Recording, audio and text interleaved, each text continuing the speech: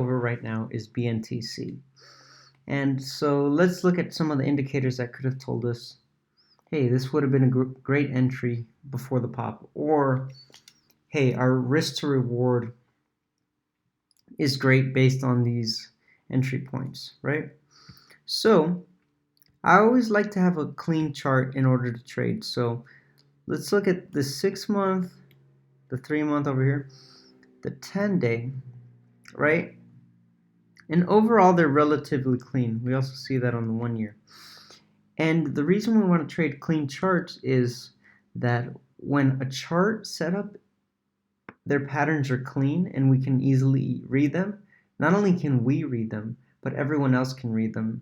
Therefore, more people are likely to get into the trade when we can spot the trend more easily, right? So I looking at this 10-day chart because it gives me a history of what's been happening within the last 2 weeks. And right here on BNTC, we see that $3 was pretty much the channel of this action right here, right? And it played within that $3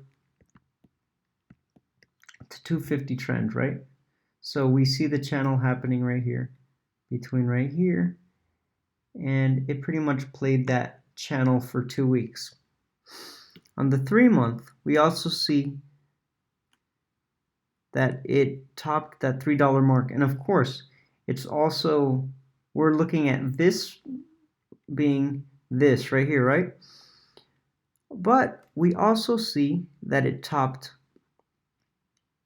earlier that month, and it also based early in February and late in February, right? And later in March, we hit that 250 support level and tapped that $3 mark for the 2-month period, right? And of course, we see the same thing here because it's the same chart. But overall, what we want to see are clean trends, right? So the 10-day, why I choose the 10-day indicator is because it lets me know, hey, this had some action the previous week. Now let's see what this week brings, right? Sometimes there's a lot of, the stocks tend to trend in and out of people's awareness 1 week, and so the next week they're not paying attention to it. They're paying attention to the next runners, the new runners of that week, right? But I like paying attention to the 10-day chart because I get to see, okay, last week something kept popping up on my trending chart right here. Let's see, on my trending. And this week it's not on people's radars, but it's on my radar because I see that it's slowly hovering back to that 3 chart, right? So I would have bought that. Now let's look at another chart that we could say has something similar, right? Let's go to another chart, CALI. And again, pay attention to how these charts tend to set up, right? So again, let's see what's special about this CALI chart, which again today popped. We're looking at this 10-day chart right here, right?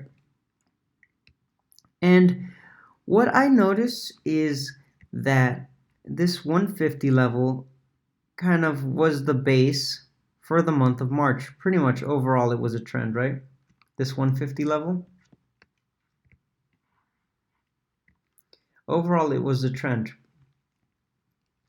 But what I see right here, I see that it kind of hovered at $2. It came up to 250, tested $2 again, then broke on the 150 level, right? So what I'm looking is this 10-day chart to tell me, okay, what's the setup looking like?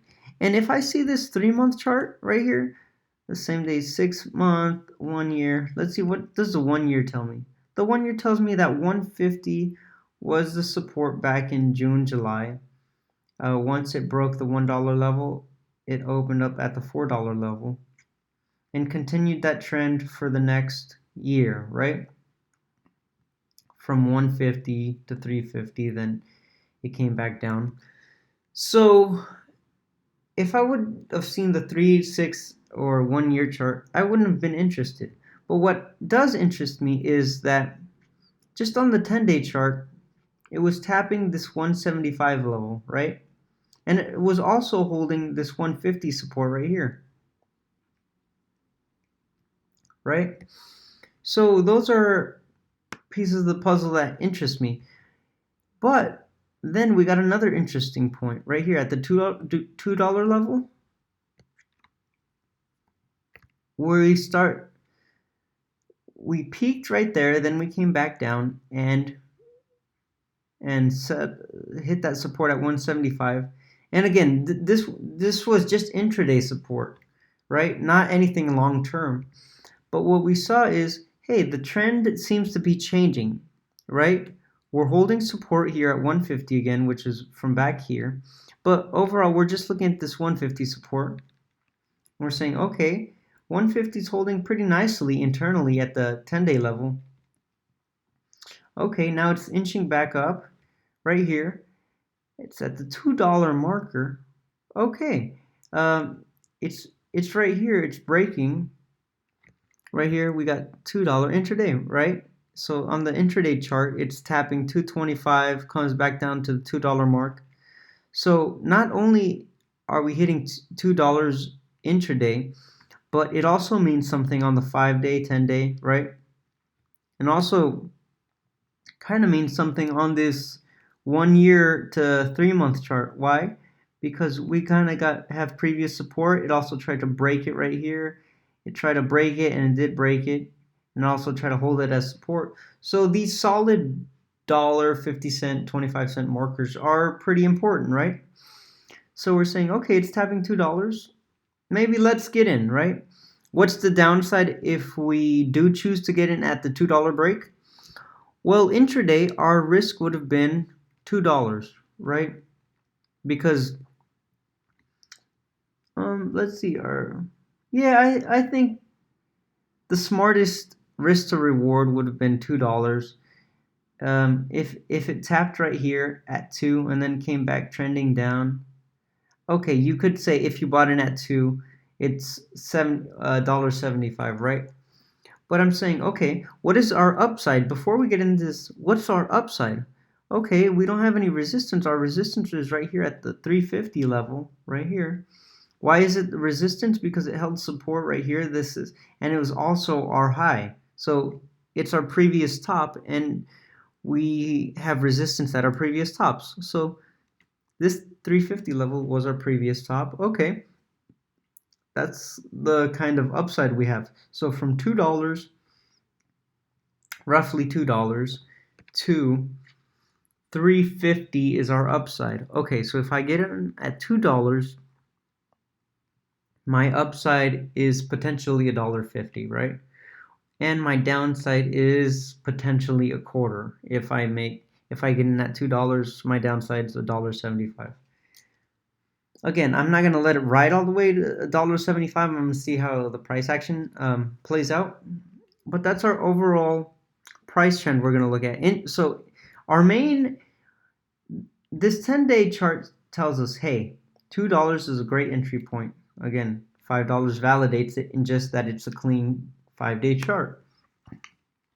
But what we're really basing our trade on, at least for this stock, is this intraday chart that's telling us, okay, $2, it taps 225, it's playing within there. Okay, intraday, my risk, I'm gonna let it be $1.75, right? But let's let it play out. What happens, it ends up uptrending, and I've told you guys that I like to play the ABCD pattern, right? So I always like to look for special trends, right? We see the A, again, let's repeat it. A, stock breaks out and sets intraday high. B, stock pulls back and sets intraday low. C, stock sets higher low and begins to turn, right? D, stock breaks above intraday high. So I use these indicators not to tell you that it's anything special, but look at what it's telling you, right? We can see the ABCD pattern kind of play out here. And again, we're not looking for the whole ABCD pattern, but maybe certain parts of that, elements of that pattern, tend to materialize. Therefore, we can more clearly indicate what our entry and exit points are, right?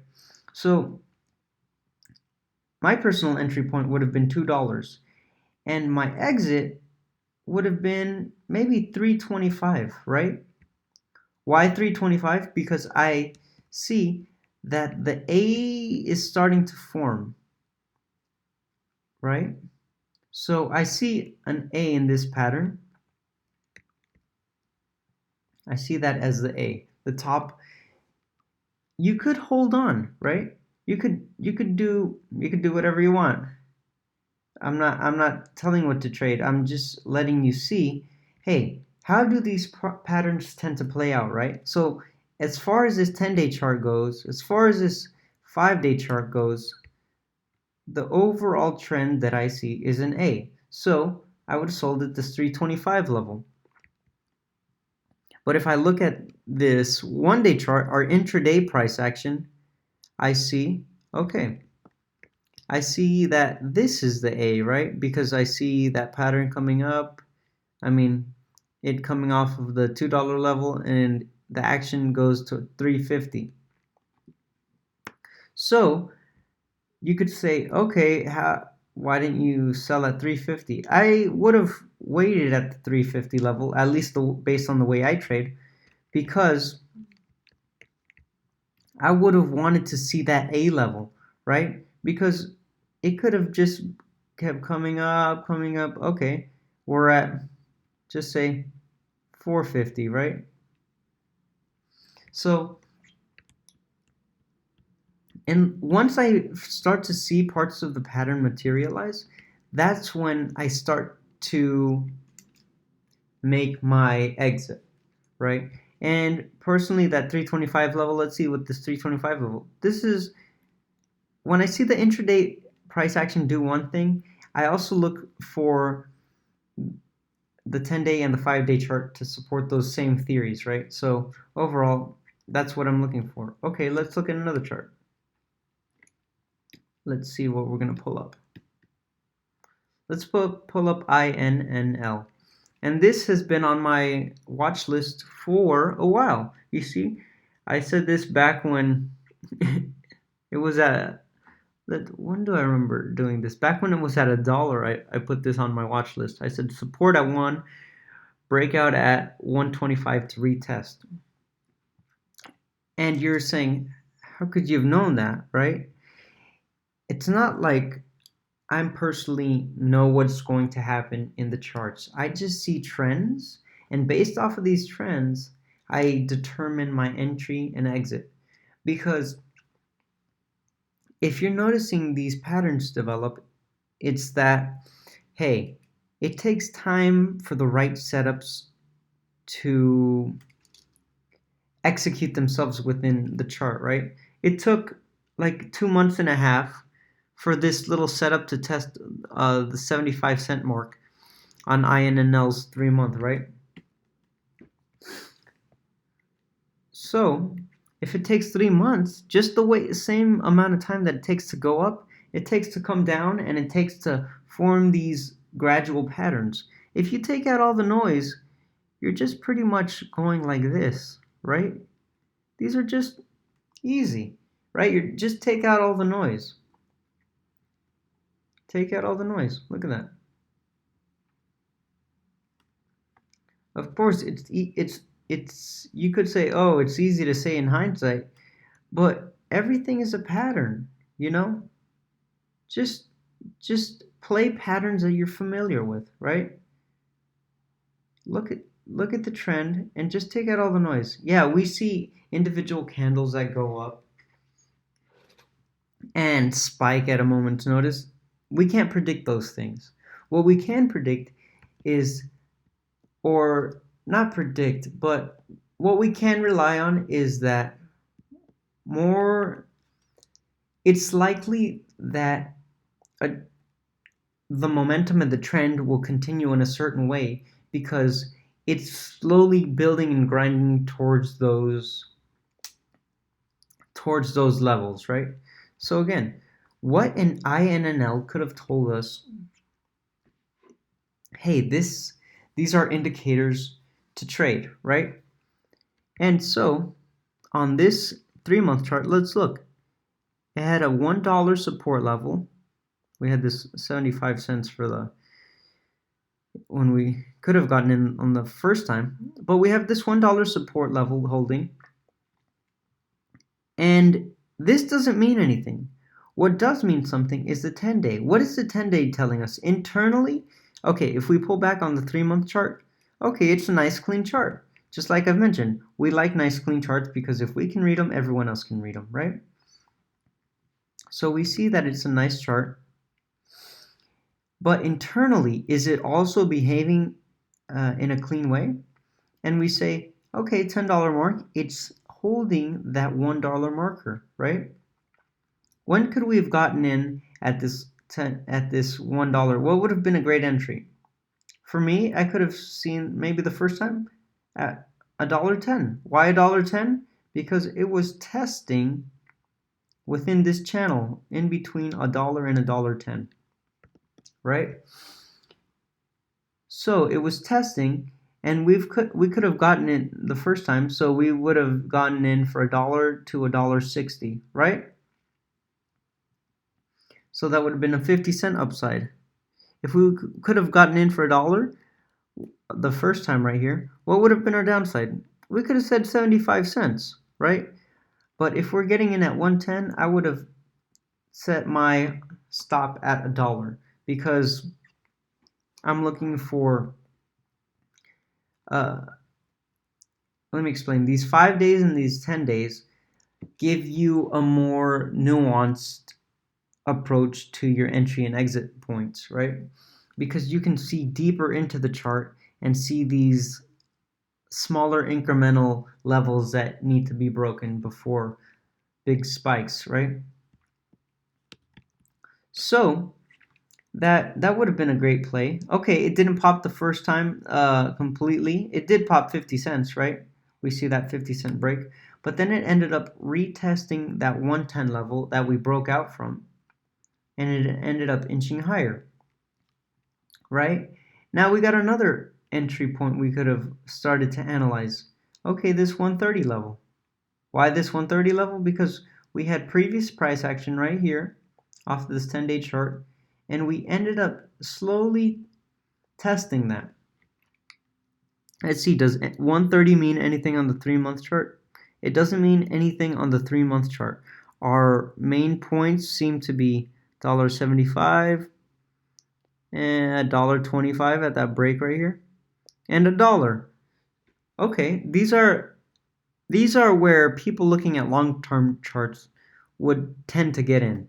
But since we're playing these 10 and 5-day charts, we can have more nuanced approach to our entry and exit levels. Right? We have an even more nuanced approach within this intraday 1-day chart. And if our setups fall accordingly, then we can use the intraday chart as a more nuanced approach to tinier incremental entry and exit points, right? Okay, so why this 130 marker? Because we saw 130 tapping previously right here, and right here it tapped and went above and below that 130 mark. Then it tapped right here, and it tried to break that yesterday, right? And today it broke through that 130 mark and closed at 180. What was the interesting part is that if you check this out, this chart is actually going crazy. Let me type it in. INNL. Let's see. After hours, it's done amazing. The volume is 1.3 million, and it closed at 182. Now it's at 295. So On top of that, there might be shorts, there might be some news.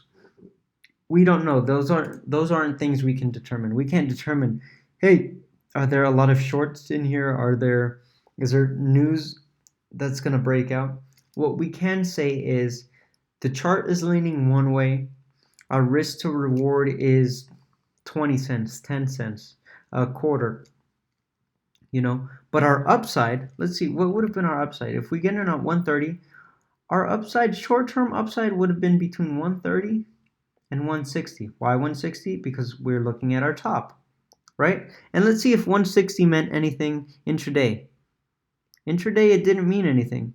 Ooh, okay, but we're looking at 160 within our 5-day chart, and $1.60 was a previous top right here. Of course, it was the top within the 10-day chart, but every single time frame needs to support key indicators that we see within other charts, because if we see them, then other people see them, right? Because some people only play 5-day charts, some people only play 10-day, 3-month, 6-month. So if we're looking at the 10-day, that's our basis for our trade, then we also have to make sure that it looks clean within the 5-day. And how does it look 3-month, 6-month? Because when those things combine, they let everything create an explosion and momentum towards those levels, right? So what did matter, we got in yesterday at 130, right? We got in yesterday at 130. This morning we start off at 130, we test 140. Okay, 140, but we also see this inching up with higher lows, right?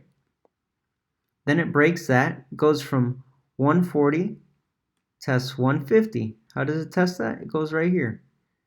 Okay, then we're testing 150, higher lows. We see that break. Okay, now we go through 150. Do we see any other levels? I don't see any other levels, right? But another great entry point, which would have lowered our risk to reward, increased our risk to reward, is this 140 level, right? If we didn't see 130 yesterday, based on our 10-day chart, our 10-day chart gives us more of a history of, hey, this is entry point that if we break it, we have better odds than the person who buys it at 140, right? We have a greater upside. So since on the 10-day chart we see that 130 is a great entry point, and we don't see, if we're trading 5-day charts, then we see, hey, 140 is a great entry point, right?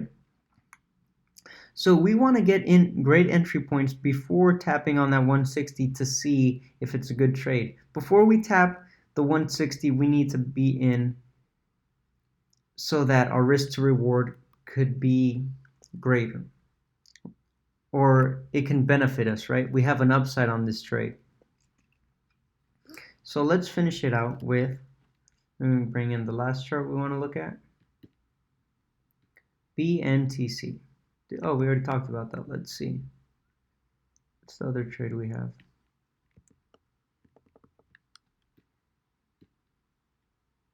Let's see. What's this? RNN. Okay. Let's see what's special about RNN. So, this was another trade that I had on my radar. Let's see if we see it right in here. RNN, where are you? RNN.